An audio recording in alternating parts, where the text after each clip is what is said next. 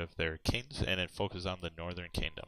Each person plays prophets, and they are their goal is to move around, remove sin and idols from the board, and try to build altars. And if they build 8 altars in a 3-player game, they win.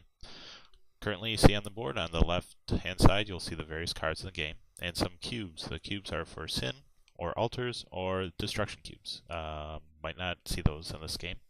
On the right-hand side are the 3 players. Top to bottom, it's red, white, and blue player.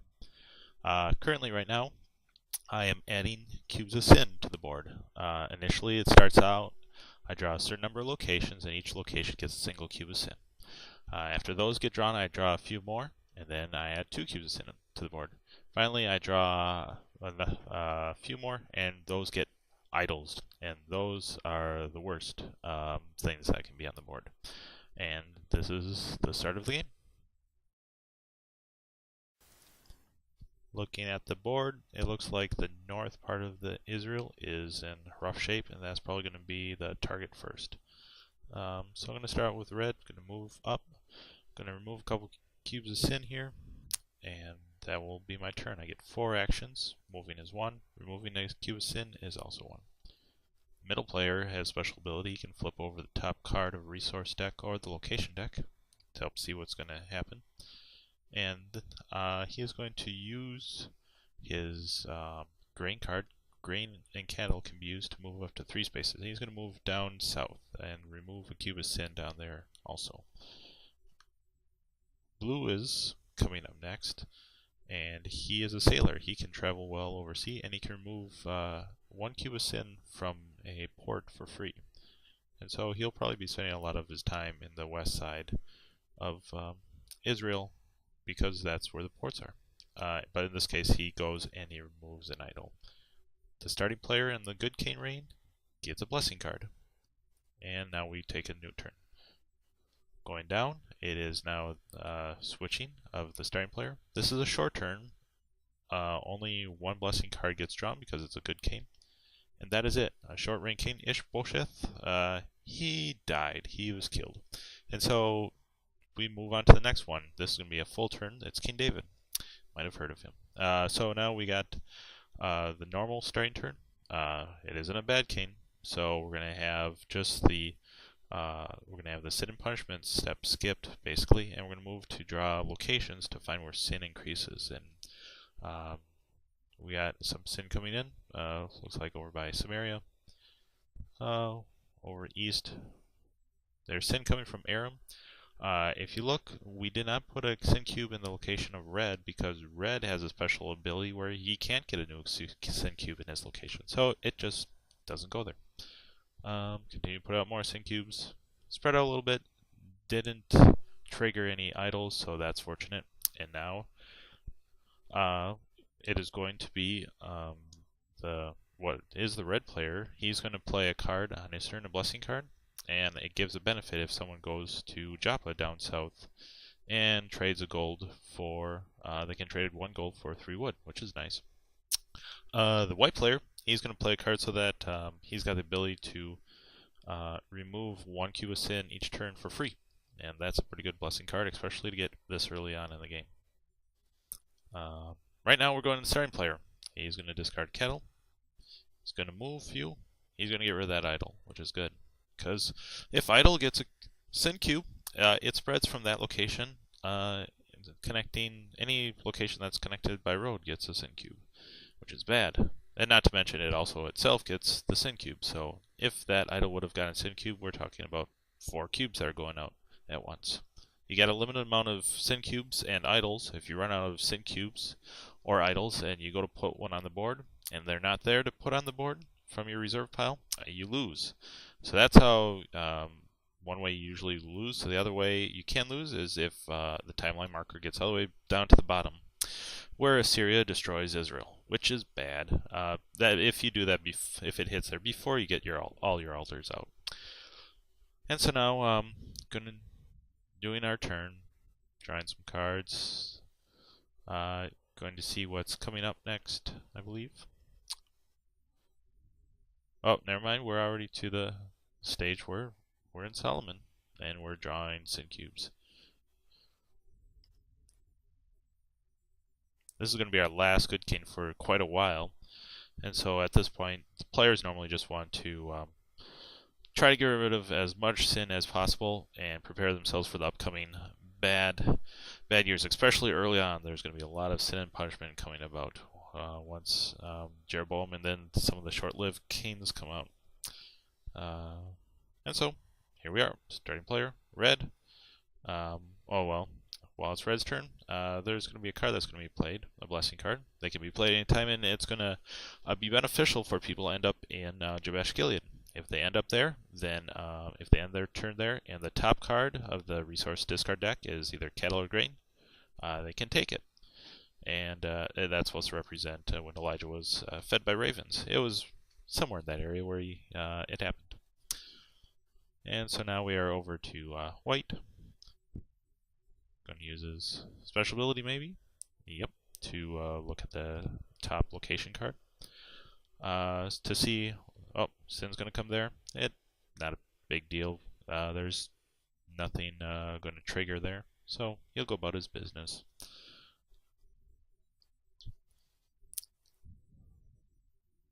Draw some resource cards. One action per resource card drawn.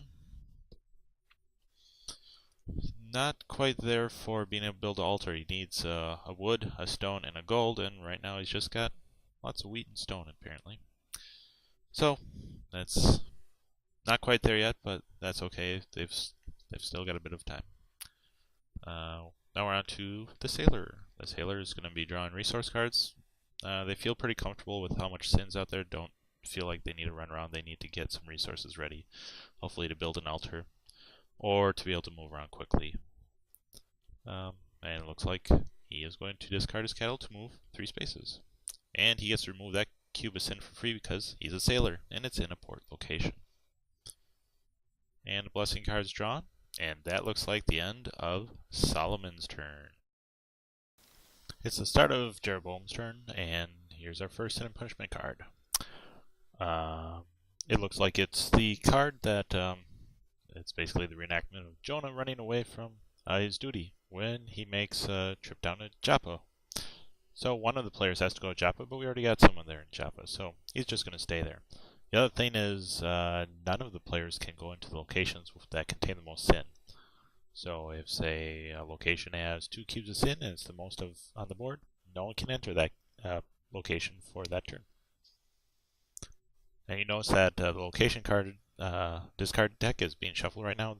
There was a card drawn, Shelby again, that takes all the cards in the discard pile, shuffles them, put them back on the top of the location deck to simulate that same locations that commit sin before and evil, well, they're going to do it again. So here's our board. Forgot to move the starting player token. It's down to middle player, white. Seeing what location is coming up. Draws a resource. Going to use one of those resources to move up to 3 spaces over to blue's location.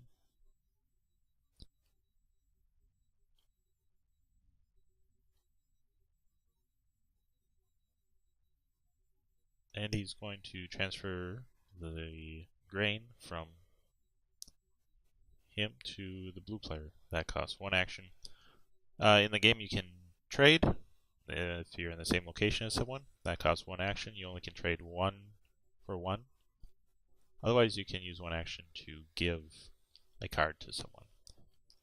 And so white gave the grain to the blue player so that he would be able to move quickly over to Samaria. And while he was there, he made a sacrifice. And when you make a sacrifice, you discard cattle and a grain. And that removes all the sin in that location and a single cube of sin in each adjacent locations. One of the important reasons why you want to get altars up as soon as possible so that you can make sacrifices when things start to get overwhelming. Red is drawing cards also.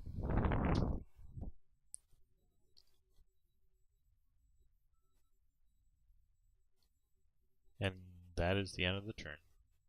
Also, when you make a sacrifice, you get to draw a blessing card at the end of the turn, which is what blue is doing right now. Okay, so let's speed it up, and we are going to zoom on ahead to the last round. This game goes down to the wire, and it gets to the point where it's on the final king before Israel is destroyed. So, in the meantime, the prophets are building altars, sin is spreading. There's a couple rough points here where you'll have multiple kings appear very quickly. Short-lived kings that are bad just toss out a sin and punishment card, and when you get two of them in a row or so, it can really complicate things. And so we're getting close to the end here.